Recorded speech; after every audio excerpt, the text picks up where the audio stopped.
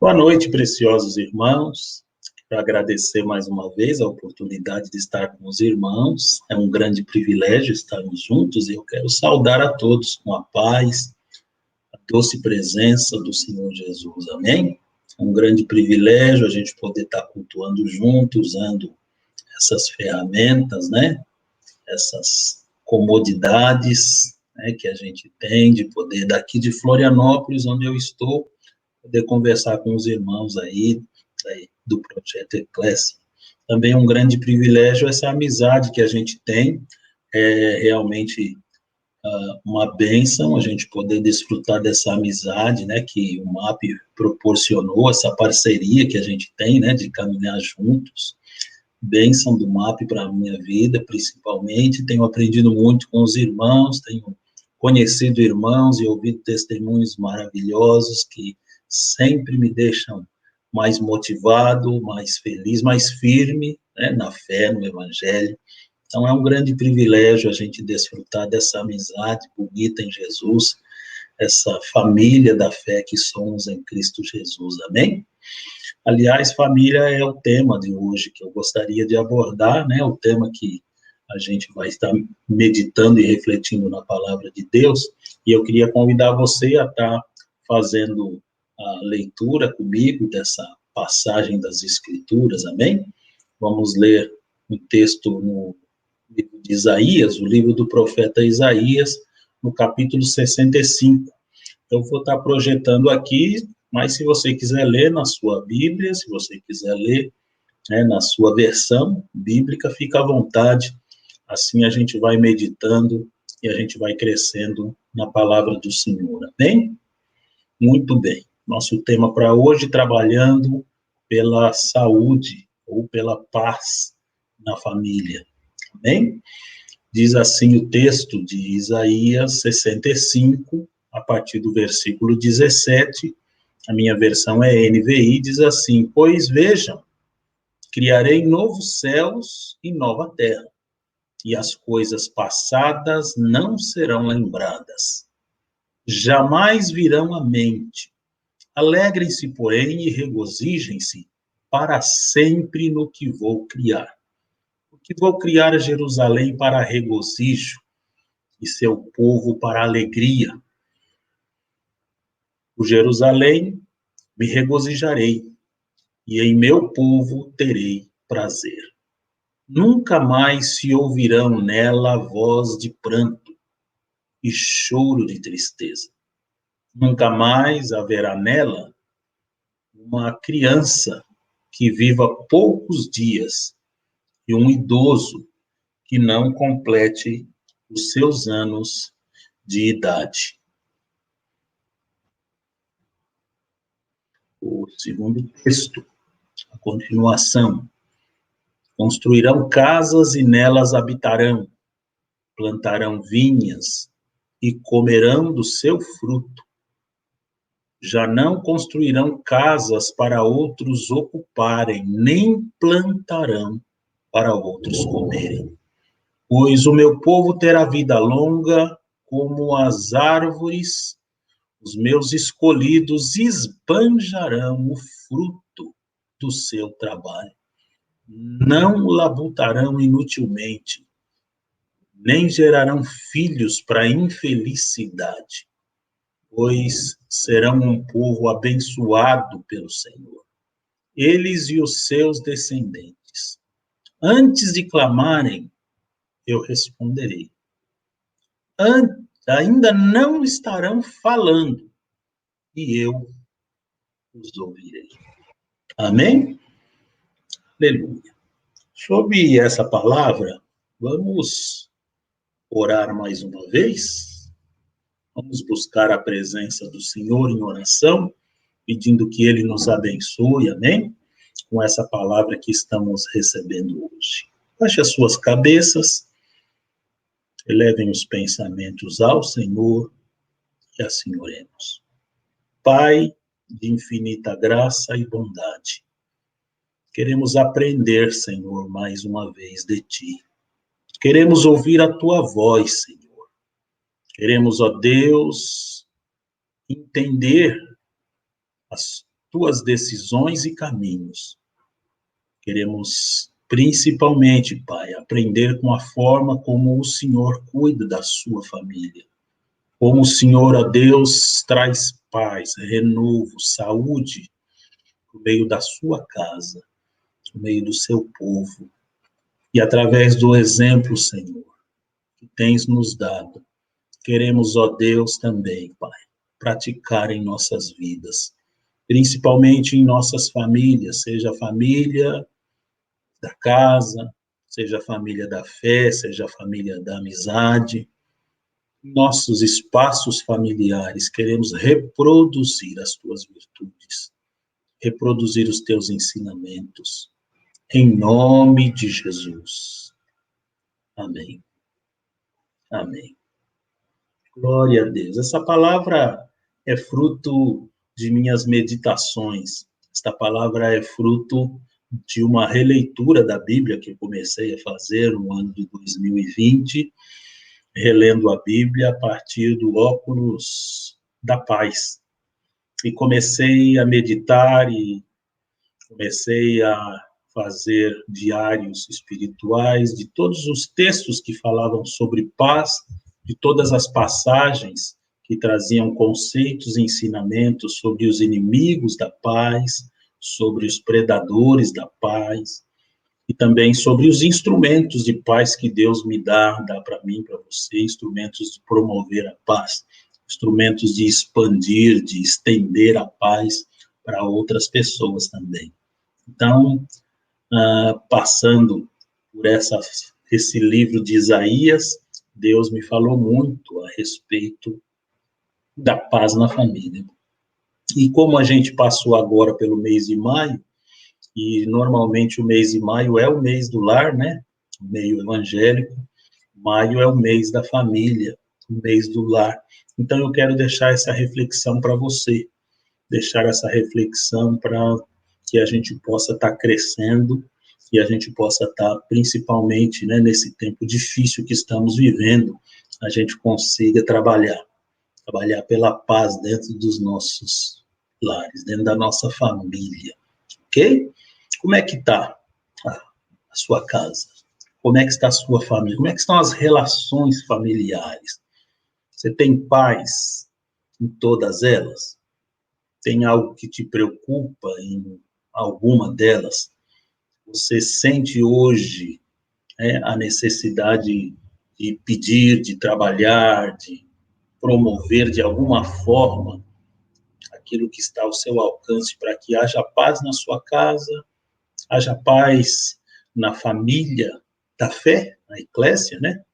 Paz no grupo, aquele grupo familiar com quem você caminha, paz com os outros espaços que você tem ali procurado prover, cuidar, conviver. Você tem tido paz? Eu quero convidar você, querido, a olhar para esse exemplo do Senhor, Isaías. Isaías capítulo 65, palavra do profeta de Deus, é uma palavra que vem lá de 750 anos antes de Cristo, quando o povo estava no exílio.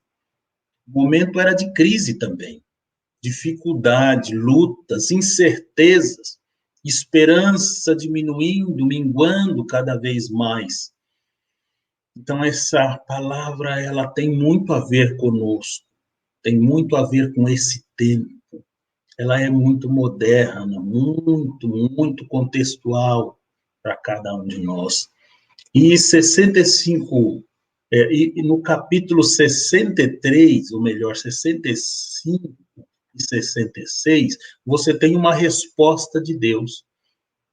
Resposta de Deus a uma oração, a oração dos aflitos, que vem no capítulo 63, 64, o povo aflito, o povo no exílio, escravo, começa a clamar a Deus, começa a orar e pedir ajuda de Deus, porque olham para suas casas e elas estão destruídas, olham para suas famílias e estão escravizadas. E eles começam então a orar e a clamar pelo Senhor nesse tempo de exílio. Isaías é muito messiânico, E ele fala muito também da misericórdia, da piedade, do amor de Deus. E aqui nós vemos uma palavra de esperança do Senhor respondendo a essa oração.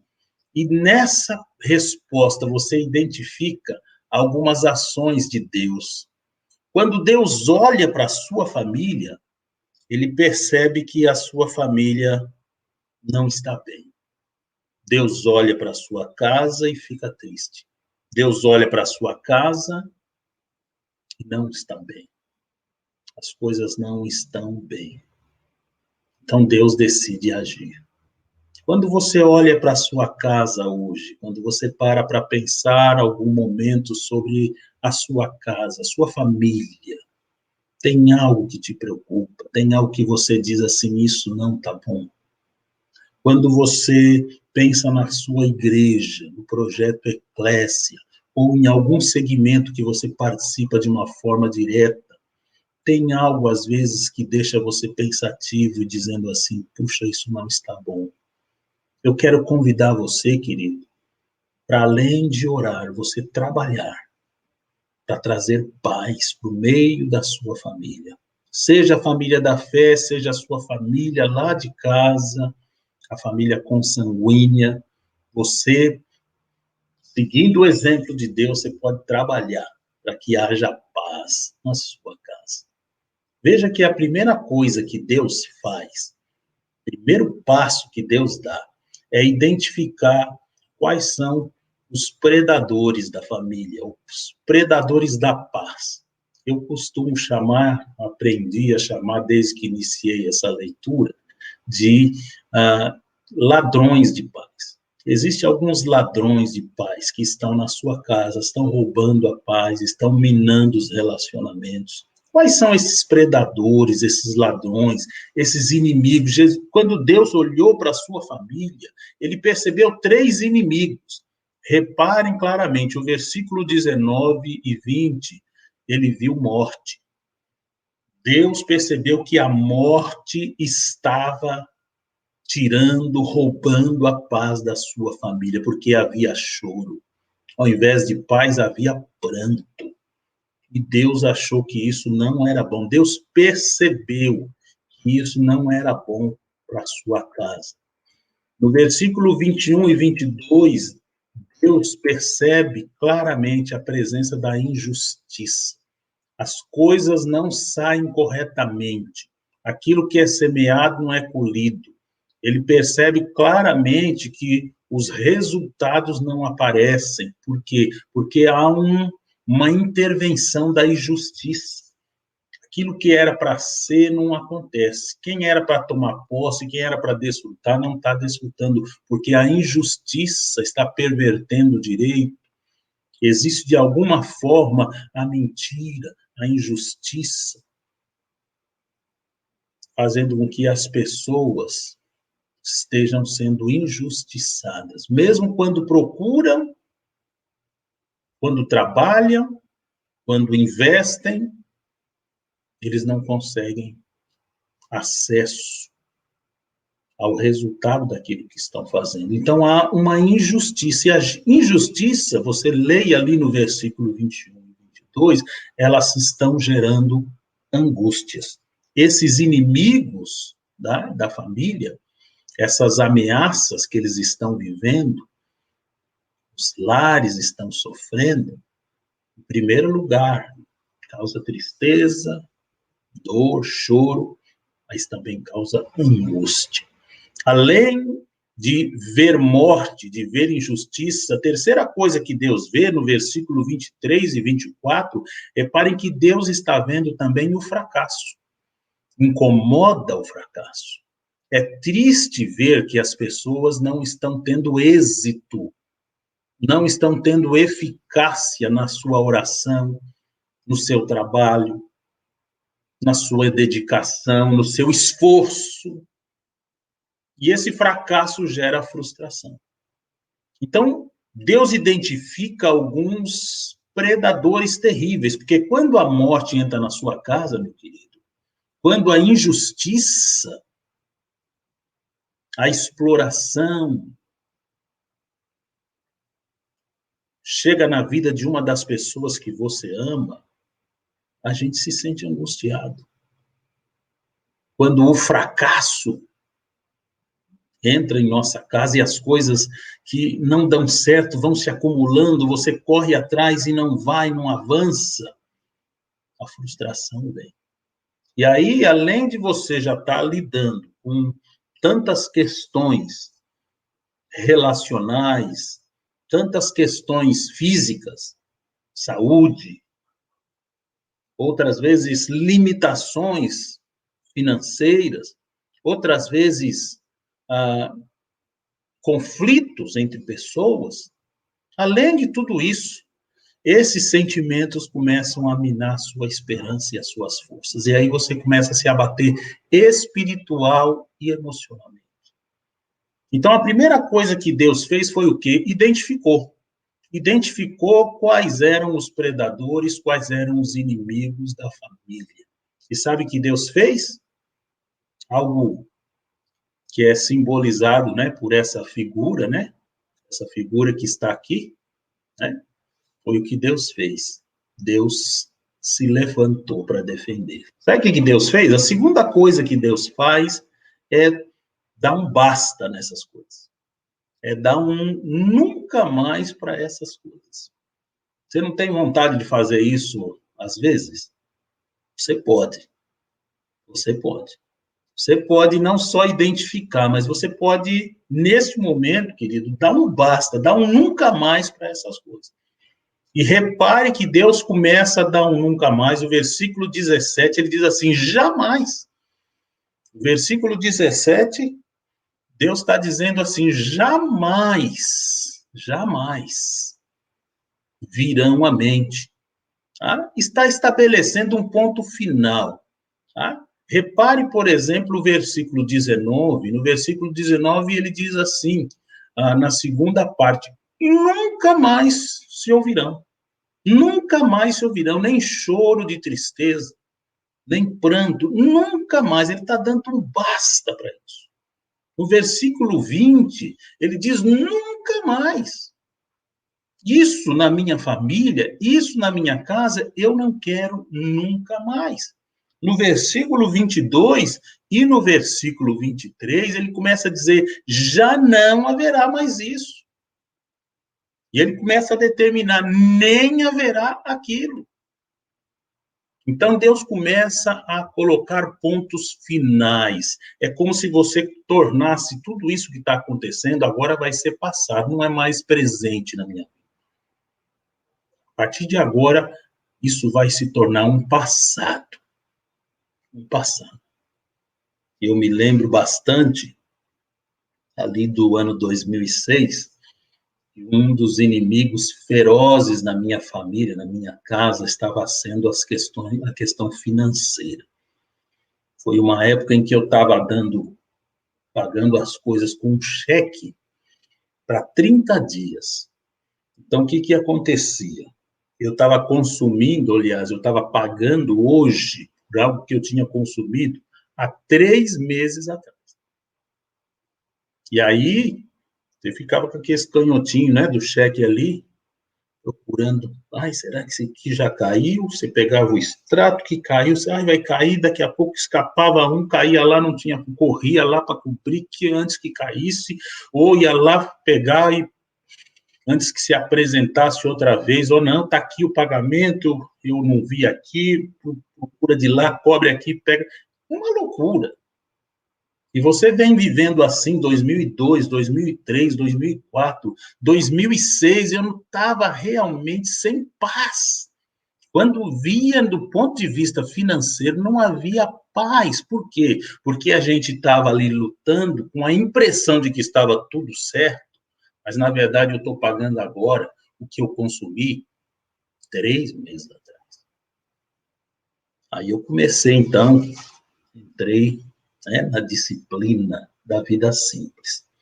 E eu estava aprendendo, começando a aprender e começando a tornar minha vida simples. Só que o que aconteceu? Eu estou sendo ministrado, mas a minha esposa ainda não. Então, aí veio também os conflitos, porque eu comecei a enxergar e a querer tomar decisões, mas minha esposa não está entendendo o processo. Então, eu tive que, num momento, estacionar tudo, cuidar, né, de manter as coisas em paz, em ordem por aquele período, até que ela começou a ser ministrada logo em seguida, e aí nós dois começamos a ganhar a visão de uma vida simples, e começamos então a orar, e a buscar, e a colocar ponto final em algumas coisas. Primeira coisa, peguei o cheque e falei assim, eu e ela, olha aqui, ó, nunca mais rasguei aquele cheque, nunca mais. Comprar as coisas para pagar depois, nunca mais. Vamos pagar, a partir de agora, nós vamos pagar com o dinheiro que a gente tem. Mas aí você sabe, recuperar 3 meses, você não recupera de uma vez. Vai vir um ano de aperto, um ano sem você poder fazer nada, fora do básico. Foi um ano onde Deus operou milagres maravilhosos. Deus fez coisas grandes. Até agricultor eu virei. Tinha um pedaço de terra no fundo da casa. Falei, quer dizer, eu vou plantar algumas coisas aqui. Você imagina aí um paulistão como eu, né? Que só tinha plantado o feijão no algodão até aquele momento, fui plantar. Então, peguei lá, comprei os pacotinhos de semente, né? Falei, ó, um tempo novo agora vai vir. Vai vir um tempo novo. E tempo novo foi exatamente o que Deus faz, você vai perceber exatamente o terceiro passo que Deus vai dar. Deus começa, então, a estabelecer um novo tempo, tá? Então, a primeira coisa que Deus fez, ele identificou, ok? Deus vai identificar quais são os ladrões, quais são os predadores da paz. Em seguida, né, você perceba que Deus começa também a dar um nunca mais, colocar um ponto final, dar um basta para todos esses inimigos, ok? E depois, a terceira coisa que Deus vai fazer é que Deus começa, então, a estabelecer um novo momento, um novo propósito. Tá? Deus decide iniciar um novo momento. Como diz logo no versículo 17 que a gente leu, né? A partir de agora é novo céu e nova terra. Tá? Novo céu e nova terra. Tá? Deus começa a estabelecer esse novo momento. E aí, então, para estabelecer esse novo momento, no versículo 17 diz assim, eu vou criar um novo céu e uma nova terra. No versículo 18 ele diz, vou criar. No versículo 18, na parte B, eu vou criar Jerusalém. Ah, vou criar Jerusalém. Então, é lógico que para começar um novo momento, que você vai ter que gerar coisas novas. Um jeito novo de lidar com as coisas, uma casa nova, hábitos novos, agenda nova, orçamento novo, horário novo. Então, foi o que eu tive que fazer. Eu tive que criar hábitos novos. Depois de dar nunca mais para uma série de coisas, eu tive que fechar as portas. Eu tive que começar a colocar pontos finais também em atitudes minhas, em hábitos nossos, tá? Em aspirações. Nós, durante um longo tempo, a gente colocou pontos finais e a gente teve que trazer algo novo. Tivemos que criar formas novas de lidar com as coisas, novos parâmetros, novos hábitos, e assim a paz começou a ser restabelecida, começou a ser restaurada na minha casa. Então, Deus aqui, com sua família, ele estabelece o quê? Um novo propósito, um novo momento, e para isso ele cria coisas novas. A criatividade, né, tem que ser muito grande aqui. Tá? O poder de gerar coisas novas, de mudar, precisa ser grande. Mas graças a Deus, querido, nesse tempo eu estava recebendo apoio. Nesse tempo eu tinha mentor, discipulador, que me instruía, que me dava exemplos, que mostrava que era possível. Olha, eu fiz na minha vida, deu certo na sua vida, vai dar certo também. Então eu dizia, louvado seja Deus, porque eu estou vivendo um novo tempo. E as coisas vão avançar. Eu vou crescer. Louvado seja Deus. Então, Deus começa, né? E aqui a terceira coisa que Deus começa a fazer, ele estabelece um novo propósito, um novo momento. Louvado seja Deus. Querido, crise é oportunidade, não é assim que as pessoas dizem? Na crise, você também tem, além dos desafios e as dificuldades, mas você tem também a oportunidade de começar algo novo. Você não precisa esperar, quando eu passar essa crise, quando eu receber a vacina, minha família vai melhorar. Quando eu me livrar da Covid, a minha família vai melhorar. Quando esse ano acabar, não vamos esperar. Você pode dar esse início agora. O novo ano pode começar agora para você. Tá? Nós estamos agora celebrando aí o Pentecoste, né? Um momento lindo e maravilhoso na vida da igreja. Um novo momento iniciado por Deus, agora com o Espírito Santo habitando em nós, habitando na igreja. Um novo momento começa. Reparem que a palavra de Isaías também chamava para esse novo momento. Isaías, no meio de uma crise, sabe o que é você ser expulso da sua terra e levado à força para morar em outro lugar como escravo? Era isso que eles estavam vivendo. Era o exílio. O exílio não era uma viagem de férias, não era um tempo, vamos conhecer outros lugares. Não, gente. É escravidão, exílio, é destruição, é tudo que você tinha se perde, fica para trás, é destruído e você vai para uma nova terra. No meio dessa crise de cativeiro, Isaías tem essa palavra de paz e alegria. E ele começa já a construir, a se posicionar, e Deus também começa a estabelecer um novo tempo para a vida desse povo. No momento da crise, Jesus está sendo tentado, ele é levado à cruz e vem a morte. Dessa crise vem a ressurreição, vem a vida, vem a salvação. Quando Paulo se levanta, a perseguição sobre a igreja é muito grande. Ele mesmo é um perseguidor, mas ele consegue transformar a perseguição agora em expansão do evangelho. O evangelho de perseguido pelo próprio Paulo vai se tornar agora um evangelho que promulga, que leva a vida, né? Que é promulgado para todos os lugares, expansão missionária para todo lugar. Quando Barnabé foi visitar Antioquia, a missão dele, olha, vai lá ver o que está acontecendo, deu um problema lá, a divisão está quase prevalecendo na igreja de Jesus, naquele momento, e quando Barnabé chega em Antioquia, ele fala, eu vejo a graça de Deus. Sigam, irmãos, nesse caminho. Ele fala para os gentios. Continuem nesse caminho. Perseverem, porque esta é a graça de Deus. Que maravilha. Então, na crise, a maioria dos líderes se levantaram, prevaleceram, trouxeram algo novo no meio da crise. Então, agora você também pode se levantar no meio dessa crise, no meio dessa luta, e você diz nunca mais para essas coisas, para esses ladrões, e você traz um tempo novo de Deus para a sua família, para a família eclésia. É o que nós desejamos. Agora, há uma quarta coisa que Deus faz, a quarta e última coisa que Deus faz. Deus, então, chama a sua família para celebrar. Para celebrar.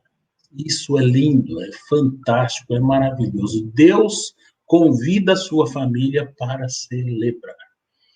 Celebrar. Porque, mesmo sendo um momento de mudanças, é possível celebrar. Mesmo sendo um momento de crise, é possível se alegrar. De que maneira? Reparem no versículo 18, Deus começa a dizer assim, alegrem-se. Se regozijem por aquilo que eu vou criar, por aquilo que eu vou fazer. Há uma alegria por essa palavra que Deus dá. Há uma alegria que vem por essa nova esperança. Há uma alegria pelas certezas daquilo que Deus está construindo.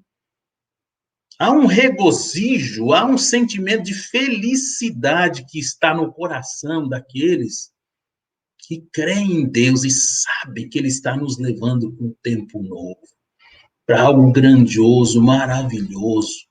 Então, o versículo 18 fala de alegria. É tempo de alegria. Precisamos nos alegrar nele, nos alegrar no Senhor. O versículo 19 diz assim: regozijarei. Eu me regozijarei. Você precisa se regozijar mais, querido. O povo de Deus desfruta muito. Como filho de Deus, nós temos muito mais para desfrutar. Temos que olhar para aquilo que Deus está fazendo. Veja o mundo espiritual, querido. Veja o mover de Deus. Não olhe somente para aquilo que está destruído. Não olhe só para as ruínas. Perceba algo novo que Deus vem trazendo. Olhe além daquela destruição. Repare no versículo 19 que Deus fala de prazer, o prazer que os seus filhos podem ter. O versículo 19 diz: por Jerusalém me regozijarei e em meu povo terei prazer. Pense, olhe para a sua família agora e diz: eu vou ter prazer na minha família, eu vou me regozijar na minha família. Pense na família da fé, querido, e diga: eu vou dar um basta em qualquer tipo de frustração, qualquer tipo de tristeza, dor, morte, eu dou um basta nisso e eu vou começar agora. Começar agora um novo momento e eu quero celebrar, porque Deus está me chamando para celebrar a vida, o projeto de Deus, a esperança. Deus está me chamando e chamando você para celebrar. Então, não vamos mais viver o tempo do pranto, o tempo da dor, o tempo da tristeza. Vamos celebrar. Vamos olhar além dessa circunstância. É para isso que Deus tem nos chamado. Um exemplo me comoveu muito nesses últimos dias, quando eu fiquei sabendo da história desse menino. Tá? Um tempinho atrás eu vi a reportagem sobre o Cauã e a situação que ele vivia. Cauã tinha uma irmãzinha, ele tem 10 anos, a irmãzinha tinha 13 anos e moravam os dois com a avó, porque não tinham os pais e moravam naquele barraquinho ali, que a própria avó construiu aquele barraco e ali eles viviam. E esse menino começou a olhar para aquela situação, começou a ver as ameaças que a família vivia, a tristeza da sua avó, o abatimento da sua irmã. E esse menino, com 10 anos, ele decidiu dar um nunca mais para essa situação. Ele diz assim no seu coração: eu não quero mais isso para minha família. E naquele dia ele se levantou e falou: eu vou fazer alguma coisa. Eu vou fazer alguma coisa, eu vou começar um novo tempo, um novo propósito. E ele sozinho saiu e ele começou a se oferecer para trabalhar. Ele começou a catar material reciclável na rua, fazendo capinação, e ele passava quase o dia inteiro na rua trabalhando e trazia ali um alimento e trazia alguma coisinha a mais para sua irmã, para sua avó. E esse menino se dedicando, um dia Deus olhou para esse menino. E Deus levantou algumas pessoas que se comoveram com a situação dele e resolveram fazer algo por ele. Então, uma coisa muito linda eu queria dizer para você, querido: quando você se levanta para trabalhar pela paz da sua família, você não está sozinho. Deus, como foi comigo, né? Deus levanta pessoas para te apoiar. Eu percebi que eu tinha todo o apoio necessário quando eu comecei a querer e comecei a trabalhar pela mudança. Eu tive apoio necessário. Deus foi comigo e operou. Foi difícil? Foi. Teve luta? Teve. Dedicação, entrega, privações? Sim. Mas não faltou nada. Porque Deus levantou e fez grandes milagres, maravilhosos, para me tirar daquela situação. para me ajudar a vencer os predadores. E aí, sabe o que aconteceu com esse menino? As pessoas começaram a ajudá-lo e resolveram comprar uma casa. Compraram uma casa novinha. Olha ele ali com a escritura na mão. Agora Cauã tem uma casa. E aquilo que ele sonhou, pelo qual ele trabalhou, Deus o abençoou. E esse menino com a sua vozinha, esse menino com a sua irmã, saem daquela situação. E agora vão morar numa casa lá no estado de Goiás, né? Que está perto de vocês. Não sei se vocês viram essa história, mas eu achei lindo demais a maneira como Deus viu a luta desse menino e a maneira como Deus o ajudou. Deus foi muito bom comigo também. Quando eu decidi mudar, crescer, vencer, Deus me deu apoio. Todo o apoio que eu precisava, eu encontrei em Deus. Eu encontrei no Senhor. O último versículo de Isaías 65 diz que o lobo e o cordeiro comerão juntos, e o leão comerá feno como boi, mas o pó será comida da serpente.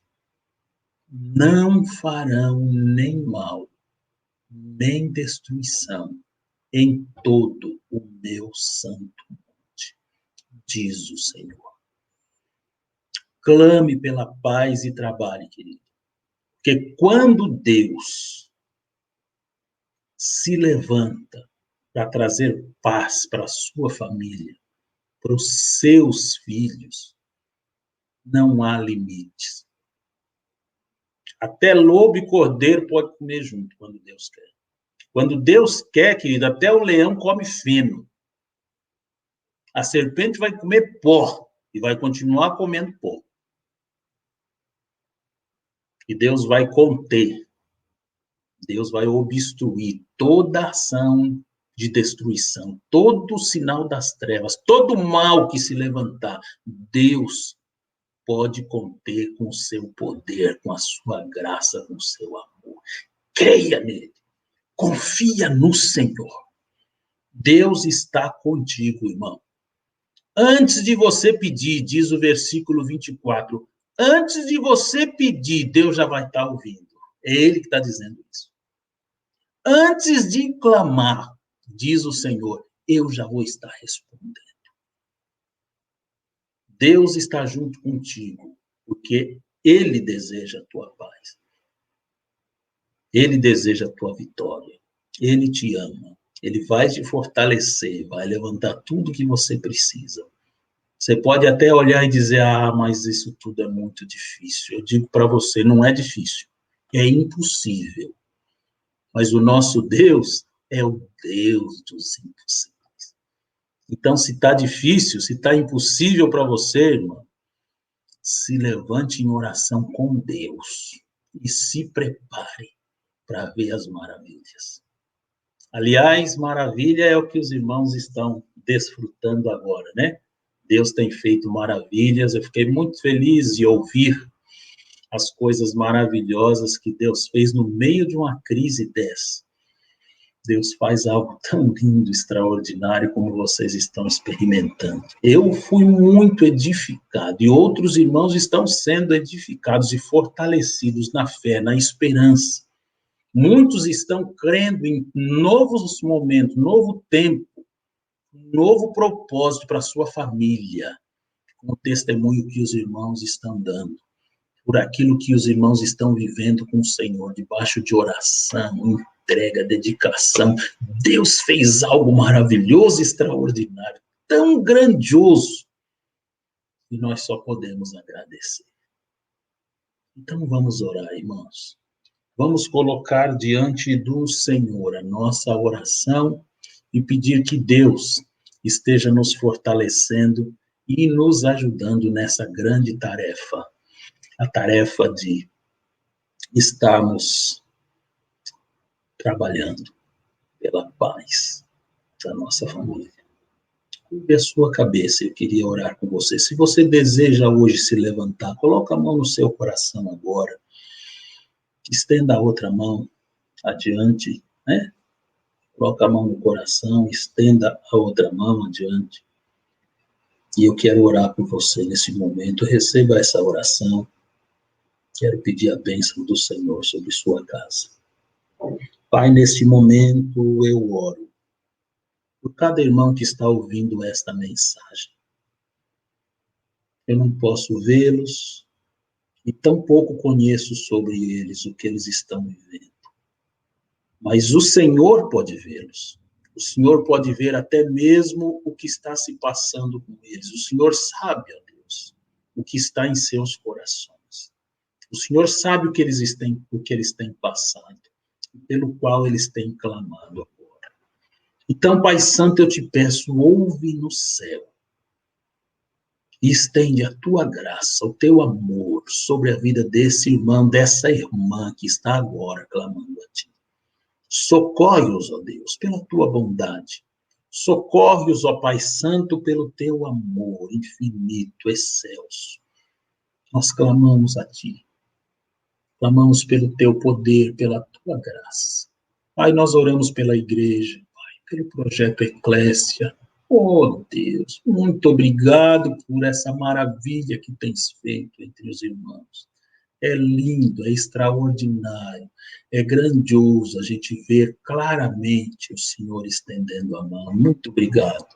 Mais do que o templo em si, mais do que o espaço em si, é ver o Senhor tão perto, é ver o Senhor, ó Deus, trazendo algo tão extraordinário, Pai. A gente realmente tem muito a te agradecer e a nossa fé está sendo fortalecida, assim como também, Pai Santo, a nossa entrega, a nossa dedicação a Ti. Então recebe, Pai, recebe a nossa oração e nos abençoa, em nome de Jesus. Amém. Amém. Glória a Deus, irmãos. Deus abençoe. Muito obrigado pela oportunidade de estar junto com vocês. Obrigado, irmãos, por esse tempo precioso que a gente pôde estar vivenciando juntos, por podermos, pela graça de Deus, estarmos cultuando, ao nosso Deus juntos. A gente louva o nome do Senhor pelo privilégio de nos aproximarmos, contra toda essa dificuldade e limitação. E como disse aos irmãos, espero muito em breve estar aí entre vocês, podendo até, quem sabe, já abraçá-los, saudar os irmãos fraternalmente, como família da fé em Cristo Jesus. Fiquem na paz, uma semana muito linda e abençoada para todos. Deus os abençoe, Deus abençoe a todos nós, em nome de Jesus. Amém.